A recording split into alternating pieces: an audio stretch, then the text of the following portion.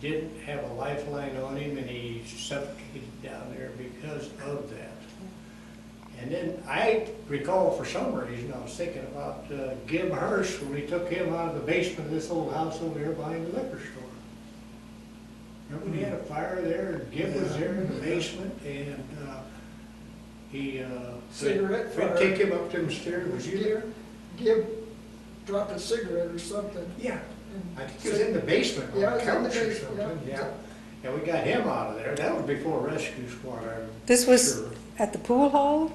No, he was at his grandpa's, his dad's house, Phil's house. Oh, Yeah, I right thought- behind the liquor Behind the liquor store. Right there on the corner. Okay. And then we had a fire in the attic right over here where Gal Irby lives. Yeah, Yeah, so- well, that's where, I was on the roof with that. Yeah, that was, Mrs.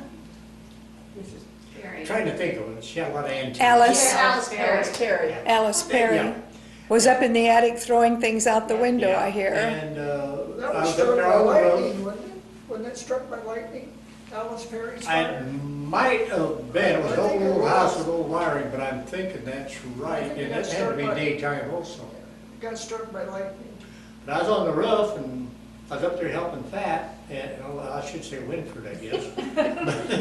But anyhow, I was there and pretty soon my right leg went down through the roof, it was soft. I said, Fat, we gotta get down off here. Well, if you can't take it, kid, go on down. He said, I'm staying up here. And he did. We have, We poured water in that, I mean, we just about floated that attic out of there. we have some scorched items at the Yeah. museum Well, I got that that were from, from that Yeah. Alice's fire. Yeah, that was really, she had, so much, the attic was full. yeah, The attic was full. antique toy. Did he stay up there? Yeah, the house on Right the here, corner. well, he was on the roof, yeah. Yeah, like it was struck Perry's, by yeah. Just the other side of the Yeah. church. When they cleaned that attic out, those folks, when they cleaned it out afterwards, 2 stock trucks full of magazines, Magazine. with the signs up to haul cattle. Oh, 2 of those full was nothing but magazines. and those would burn for Well, days. yeah, because Uh, anything packed like that, just lay it sheet by sheet, you know, that's the way it burns. Did any of you see anything else in any of these pictures that brought memories, or have you had a chance to look at? This is a That's the new one. news station. Frank, you have notes there. Did you have anything else on Let's your see. notes? Well, This is the world station yeah, here. yeah, right Yeah, here. it says it. The only thing I had was the way we did things at that time when they decided to build a new fire barn. You guys are gonna have to help me on this, but when we tore down the old building, can't remember where we put fire trucks, we had, must have been rescue squad time because we had a squad parked out here at the filling station across from the bowling alley where the laundry and A&M laundry and Oh, that is, there's a okay. filling station there. We had 1 or 2 units parked there, and we had the old parade truck we bought. I backed that into my garage, the old 1917 American LaFrance fire truck out of Omaha. We chipped in and bought it to use for a parade truck. Had right-hand steering, Oh, wow. it had a H lever shift, chain drive, and you could go up any hill in Plattsmouth, you could start it in the top gear, third, 1, 2, 3. Third gear, you could put it clear down in that, you could start on the level, and you could chug up them hills like that little chain was going like this. And, but we used it for a parade truck for quite a while, and then I think they ended up maybe selling that to the Sharps down here or somebody. You know, I can't It recall. went someplace, I don't know where. Yeah, somebody bought it for, Diamond T went to Sharps. yeah, Diamond T The did. old Diamond T is in the museum up here in the middle part of the state. Yeah. I That think was- one of the biggest purchases was the Oh, ladder yeah. truck from out there in western Nebraska. Schmiel. Yeah, Smeal, that was our Yeah. first big purchase when I was on the department. Yeah, yeah, that was, And it was so much hand cranking to it, wasn't all electric. Right, but it was a big purchase at that time. Yeah, it was, and. That was a painter's ladder. That really, it was. Coonrod, and I don't know, of course, Coonrod was off the Omaha Fire Department. But supposedly he knew, and nothing wrong with him. I mean, he knew a lot about fires, but he was fire chief and he owned the Donuts Bar. And, well, you read it off right there, Henry Donut or Hank Donut. Yeah, Well, 56 to 63. yeah, see, he had that bar and Coonrod bought the bar from him. But anyway, outside of the door, that first parking spot was marked with a sign and read, that was the fire chief's parking spot. Where were the different fire barns located in town? Always over here on, Always right there. always Fifth right Street. there. Now, at one time, When I got in, it's right here, this, actually from here to here. And it's a two-stall garage. Okay. We had 3 trucks in there. And to get in them, you had to walk on the fender, you had to come in the door and walk on the fenders to get into the trucks to drive them. That's how crowded, well, it was a two-stall garage. And That was there's 1958. a walk-in door right here. And that went down into a basement, that's where the city jail was. And then upstairs was our meeting room. So if the city jail was in the basement, yes, they didn't use the old jail next to That was the court? county jail. County. That was That's county county. jail. Oh, excuse me. and the police department was one little small building It was over. Across the street. on the end, right next to Bryant Motors. Yeah, it was over in. The old Bryant Motors building, yes. Right here, Just very right here. small. Yeah. Right there on that Yeah. door. Yeah, that's it. Yeah, that's it. This was open in here. But, you know, you talk about equipment, where the Methodist church sits up here, it was built there in 1900. Prior to that, I got some literature at home, they stationed a hose cart there, so they wouldn't have, they had saved them a block from going uphill, so they'd take care of some of the areas 'Cause they were there. And I closed. think they did it in other places around town. It was one of them that the men pulled around that, I think they got one here someplace. Yes. Yes, I think there's one out in the shed out here. Because I had that in One my time. garage storing it until they got a place to put it. Yeah, they had several, and this was way before my time. They had several of them hose carts scattered all around. And the guy, I remember the guys talking about it that was in the department before me. Anyway, they had a fire one night.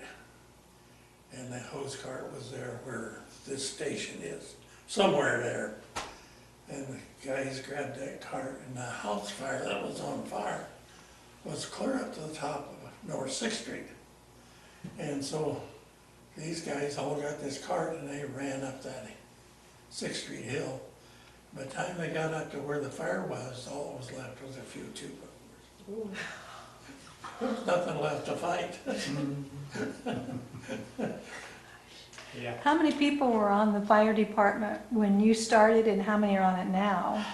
I believe there was as many, weren't there? I mean, well, now, I don't know what's on it now. Right now it's 40. Okay, I got off of maintain there 50. in, Oh, well, wow. in the late 70s or early 80s. I was over at Louisville and my work got to the point that I could not do any good, so I went ahead and wrote him a letter and asked him if I could, you know, be dropped from the rolls. Bill, he's, like he says, he stayed on, but I just knew I couldn't do what I should have. But when we get ready, I got a little bit of stuff on when we actually tore the old one down, the old barn. Go for it. Go for it. Yeah, go ahead. Okay, well, and here again, what year, I don't remember what that was, but it had to be, Well, we had started some kind of a rescue squad because I think we parked one of the union units out there. But anyhow, the fire department tore that building down, right? We had somebody get in there, knock it down, hauled everything off. Fay Jose was a contractor at that time, and we decided that we could build a fire barn cheaper and we could hire a company to come in and do it. So we got everything down and we backfilled with river sand down here, which is what they say is one of the best compacting type materials you can get. And I don't think there's any cracks in that floor yet, as I recall. But anyhow, we did all that, and we had these big old, what they call them, tamps that would go down, they'd strike like that, and they'd blow them up in the air, and then you'd move with them. They had a plate on the bottom about that big, and we compacted that whole floor, and then poured that. But Fay was, I can't remember on who laid the brick and the block on that, whether Fay was a part of that or somebody else was hired in. But everything was done basically by the fire department, and I got a figure in my head of what that cost, and I can't say whether it's true or not. But as I recall, it was $47,000 to tear it down and rebuild it. And that was something. Of course, we had some help from the whole community. the community The help, whole because it community wasn't just did. firemen down there. We had A lot of help. volunteer work, Yeah. and it really was. And what year was that? Well, if we knew what year the rescue squad come in, it was just about a year before that, because we knew we had to have more room with the rescue squad coming. And our 3 rescue squad was organized by 3 people that weren't firemen. And that was, second page. That was Norm Henry, Fred Fisher, and Lauren Toplip. They were all worked at the Allied, and they were first aid instructors qualified to do it. And they trained all of us for the rescue squad, and then they stayed on for some time. How long, I don't know. But that's why you see Norm Henry was a charter member. Well, I don't know how many years he was on, but they stayed on, and Fred Fisher had been gone for quite some time, and Lauren been gone for since, 10, 15 years, I guess. So how did you gain more space? Did you take over, was that the Bryant Motors Yep. And they tore building? down the old, no, there was a garage, That a was little this- bit garage. The old greasy old garage where it was, right on the end. Must have been Bryant, the Bryant Well, building was on Bryant's that next door to corner. Bryant. The Bryant's house was there. No, that was east, the Brian. Oh, you're House not was talking there. about going This is east. the The first first talking about our barn, first right. expansion. Okay. What was that shop that was Well, the there? first There was a expansion, mechanic when I shop of tore all some this kind. down, Some kind of a Right, mechanic exactly. shop. That's the one the volunteers tore down. Yeah. The one on the corner. and Frank was talking about the fire department, they did most of the work themselves. We tore this building down, he was talking about tearing this building down. Well, I was fire chief, Art Helwig was assistant chief, Yeah. and I don't know, anyway, him and I were doing a lot of work together on it. But anyway, it come a Saturday morning that this building was going down and started being hauled off. And Fat Day sure had a Caterpillar with a bucket or whatever on the front. And they was sitting out here running, ready to go. And then, well, I won't say the name, but anyway, some people right close there put a stop to us right quick. So Jim Begley hollered and said, hey, get down there. So Art and I went down there. So while we're down there talking to the lawyer about what we're gonna do to get this building down, which we were gonna tear it down, time we got back up there, that Caterpillar somehow got away and walked right through that building. Now the building's dangerous. It has to come down. That's right. Well, you were fire chief, beginning in 64, so it had to be after 64. Probably was.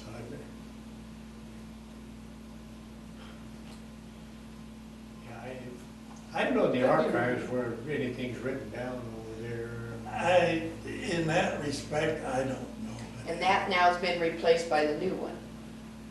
The building that you built. Well, this building, This was replaced. We Yeah. added on to yeah, the The one. current that we building was built. added on to what you built. Yeah, and there. that was, how many stalls? Three? Three doors?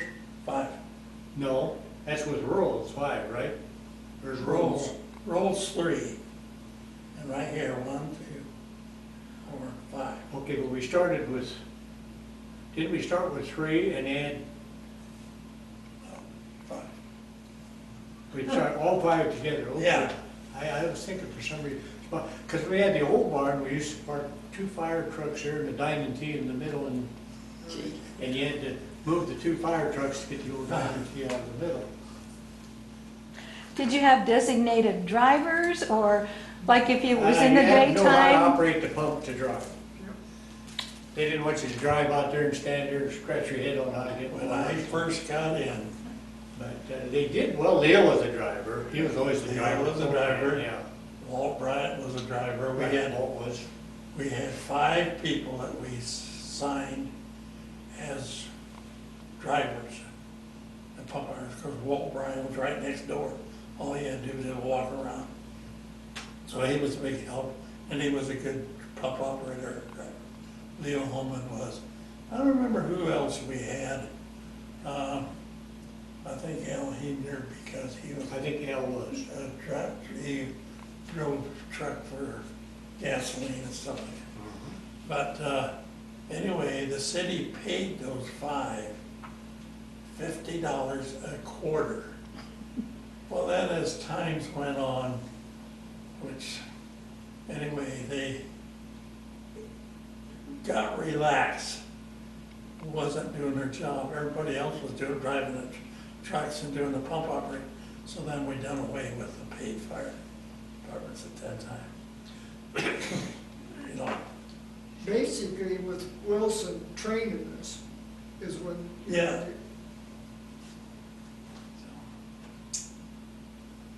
Well, can you? times are different.